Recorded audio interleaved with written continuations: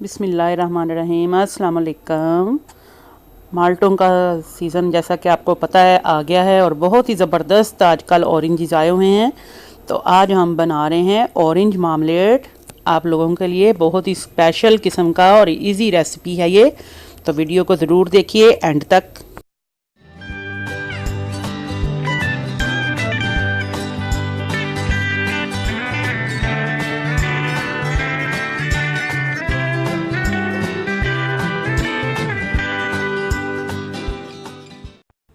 इसके लिए ये तकरीबन हमने 2 दर्जन ऑरेंज लेकर तो उनका जूस निकाल लिया। खालिस जूस है, इसमें कोई पानी नहीं ऐड किया हुआ। ये एक पैकेट जो है ऑरेंज जेली है फ्लेवर्ड, ऑरेंज फ्लेवर की, या आप जेलेटिन यूज़ कर सकते हैं और ऑरेंज एसेंस यूज़ कर सकते हैं। ये तकरीबन 2 माल्टों के हमने पील निकाल के और इनको हमने तकरीबन आधा घंटा पका के तो पानी निकाल दिया था और इनको हमने अलहदा कर लिया था ताकि कड़वाहट जो है इनकी निकल जाए। अब ये तकरीबन इसमें 1 किलो चीनी जाएगी और ये चारों चीज़ें हैं। जेली जो है आम तौर पे जो हम कस्टर्ड वगैरह के साथ बनाते हैं, ये वही जेली है जो इसके अंदर ऐड की जाती है। इसके अलावा बाज़ लोग जो हैं जेलेटिन यूज़ कर लेते हैं और बाज़ लोग जो हैं कॉर्न सिरप इस्तेमाल करते हैं, लेकिन सबसे बेहतरीन आपको आसान तरीका यही कि आप ये जेली यूज़ कर लें। अब ये पल्प के साथ 2 लीटर तकरीबन ये ऑरेंज का जूस है, फ्रेश जूस, इसमें से बीज निकाले हुए हैं लेकिन थोड़ा थोड़ा पल्पी है। तो और चीनी भी मैं इसके साथ ही इसमें ऐड कर रही हूँ। तकरीबन ये चीनी जो है 1 किलो चीनी थी और ये पील जो है पकाया हुआ पील है, यानी कि हमने इसकी कड़वाहट निकाल दी थी। 2 गिलास पानी में इसको पका के छिलकों को पानी गिरा दिया था, तो छिलके लदा थे हमने नितार के साइड पे कर लिए थे, वो डाले हुए हैं। जेली हम एंड पे डालेंगे जब आप इसको पक जाएगा अच्छी तरह से। तो चलिए रखते हैं इसको पकने के लिए। अब ये देखें हल्की आंच पे आपने इसको पकने देना तकरीबन आधा घंटा।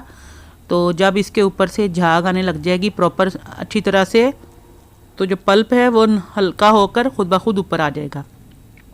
तो उसको हम जो है स्ट्रेनर की मदद से ऊपर से उतारते जाएंगे।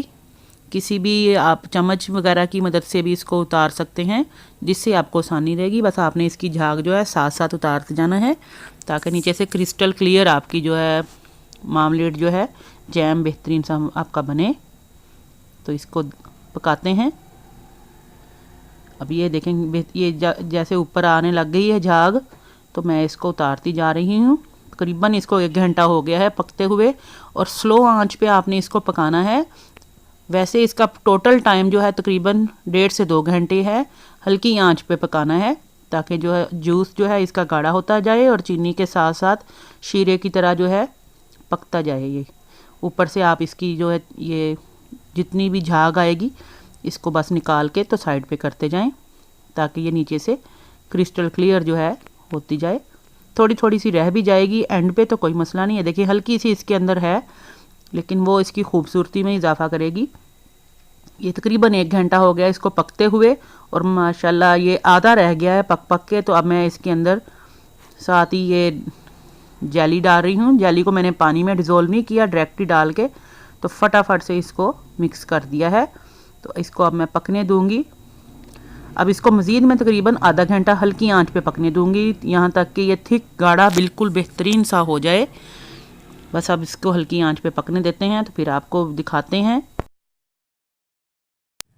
अब ये आधा घंटा हो गया है इसको पकते हुए। देखें आपको नज़र आ रहा होगा कि कितना ये पकते पकते भी जो इसमें से बबल्स आ रहे हैं वो बहुत ज़्यादा गाढ़े आ रहे हैं। मैं फिर भी चम्मच की मदद से आपको दिखाती हूँ थिकनेस इसकी, कंसिस्टेंसी। ये देखें अभी भी इसमें थोड़ी सी मुझे हल्की सी इसमें लग रही है कसर के अभी इसको मज़ीद मैं गाढ़ा करूँगी। ड्रॉप्स इसके जो हैं वो रनी नहीं है, एक तार की तरह नहीं है, इसलिए अभी इसको मज़ीद मैं पकने दूँगी। तो हल्की आँच पे इसको पकने देते हैं। मैं थोड़ा सा इसको प्लेट में निकाल के चेक करती हूँ।